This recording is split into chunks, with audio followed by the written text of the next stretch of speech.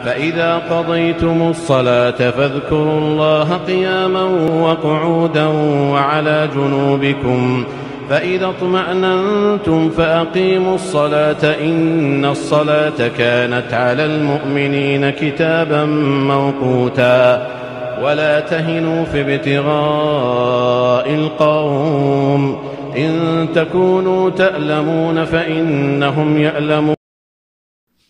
سامعین کرام، اسلامی عبادات میں ظاہری و باطنی ہر قسم کی پاکیزگی کا التزام ہر جگہ موجود ہے۔ نماز اگر آئینہ دل کو مجلی و مصفہ کرتی ہے تو وضو جسمانی طہارت و پاکیزگی کے لیے نماز کی اولین شرط قرار پائی۔ اسی طرح جہاں عورتوں کو نقاب کا حکم دیا ہے، وہیں پر یہ قید لگائی گئی ہے کہ قل للمؤمنات یغضضن من ابصارہن، یعنی مومنہ عورتوں کو حکم دے دیں کہ وہ اپنی نگاہیں نیچی کر کے رکھیں۔ اسی طرح روزہ بھی اسلام کی اہم عبادتوں میں سے ایک ہے۔ یہ جہاں انسانی جسم کی طہارت و نظافت کا ذریعہ ہے، وہیں پر صحت انسانی اور نظام انہضام کی خرابیوں کا خوبصورت علاج بھی ہے۔ تو آئیے اس کے دونوں پہلوؤں یعنی روحانی و طبی فوائد کو جانتے ہیں۔ روزے کے روحانی فوائد قرآن و حدیث کی روشنی میں: نمبر 1، گناہوں کی مغفرت۔ رمضان کے معنی جھلسا دینے والا۔ اس کی وجہ تسمیہ علماء کرام بتاتے ہوئے فرماتے ہیں کہ سال بھر بندہ جو اللہ کی نافرمانیاں اور اپنے اعمال سے غفلتیں برتتا ہے، اللہ تعالیٰ اپنی بے پناہ رحمتوں اور نوازشوں سے ان سب کو جھلسا یعنی معاف کر دیتا ہے، جیسا کہ رسول اللہ صلی اللہ علیہ وسلم نے فرمایا: من صام رمضان ایمانا و احتسابا غفر له ما تقدم من ذنبہ۔ نمبر 2، نفسانی خواہشات و جنسی ہیجان سے دوری۔ کھانے پینے سے انسان کی نفسانی خواہشات کو ایک توانائی ملتی ہے۔ یوں تو ہر وقت جسد انسانی سے مادیت کا ایک طوفان برپا ہوتا ہے، اگر ان طوفانوں باندھ نہ باندھا جائے تو یہ ہوس کا مظہر بن جائے گا۔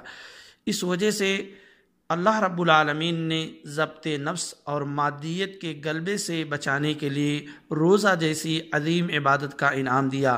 یہی وجہ ہے کہ حدیث میں اسے جہنم سے ڈھال کا ذریعہ بتایا ہے۔ فرمایا: الصوم جنہ، روزہ ڈھال ہے۔ تو وہیں پر اسے ہر قسم کی روحانی و مادی بیماریوں کا علاج بھی بتایا گیا ہے، جیسا کہ رسول اللہ صلی اللہ علیہ وسلم نے فرمایا: یا معشر الشباب من استطاع منکم الباءۃ فلیتزوج فإنہ اغض للبصر واحسن للفرج۔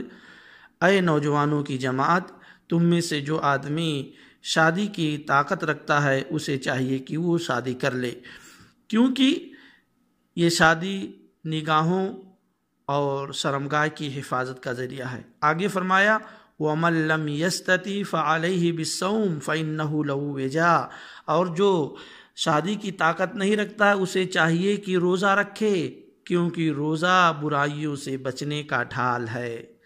نمبر 3، غیبت و چغل خوری سے اجتناب۔ روزہ کا خیال آتے ہی انسان غیبت، چغل خوری، گالی گلوج اور جھوٹ و دروغ گوئی سے باز آ جاتا ہے۔ روزے کے ایام میں مذکورہ حرکات شنیعہ سے باز رہنے کا حکم بھی ہے۔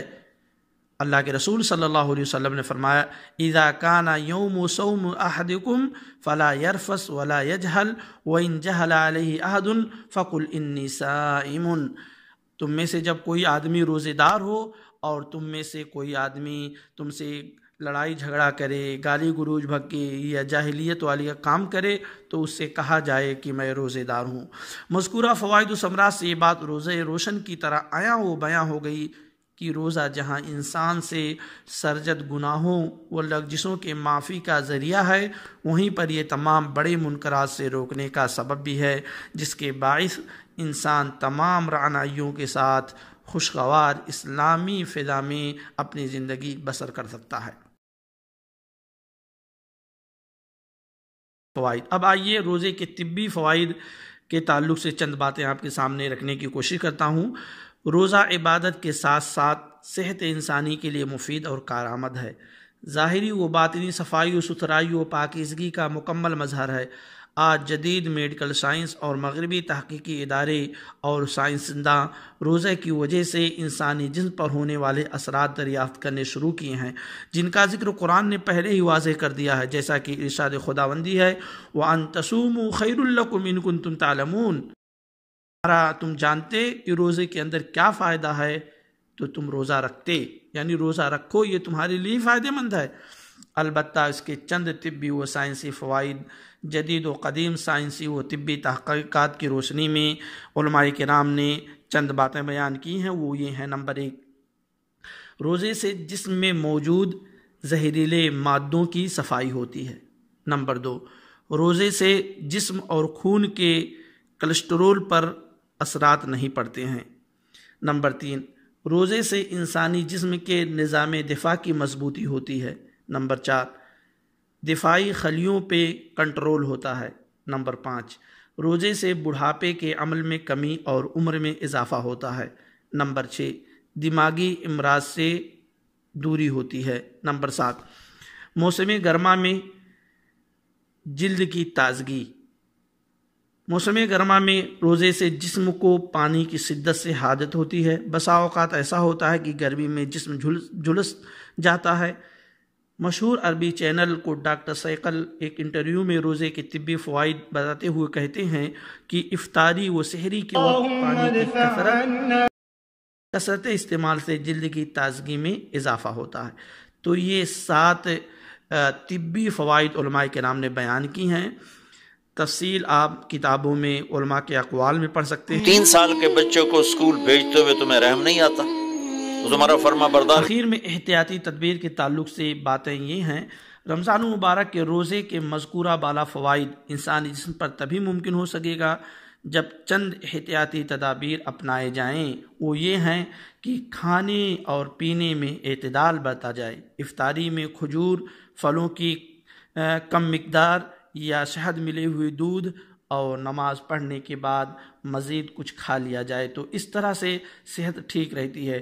لیکن افطاری و سحری میں زیادہ مرغن و تلی ہوئی اشیاء کا استعمال نہ کیا جائے، کیونکہ اس سے جہاں روحانیت ختم ہوتی ہے وہیں انسانی جسم پر مضر اثرات مرتب ہوتے ہیں۔ افطاری و سحری کے اوقات میں دسترخوان پر دنیا جہان کی چیزوں کو لانے سے پرہیز کریں۔ بحیثیت مجموعی یہ بات کھل کر سامنے آئی کہ روزہ روحانی فوائد کے ساتھ ساتھ مادی و طبی فوائد کا حامل بھی ہے۔ اس سے جنسی ہیجان و خواہشات دور ہوتی ہے، مہلک امراض سے چھٹکارا ملتا ہے، اور اس سے جسم میں توانائی، جلد میں تازگی، عمر میں اضافہ اور خلیوں کی مضبوطی جیسے اہم فیکٹرز انسانی جسم میں پیدا ہوتے ہیں، جو زندگی کو ایک نئی راہ دکھاتے ہیں۔ السلام علیکم ورحمۃ اللہ وبرکاتہ۔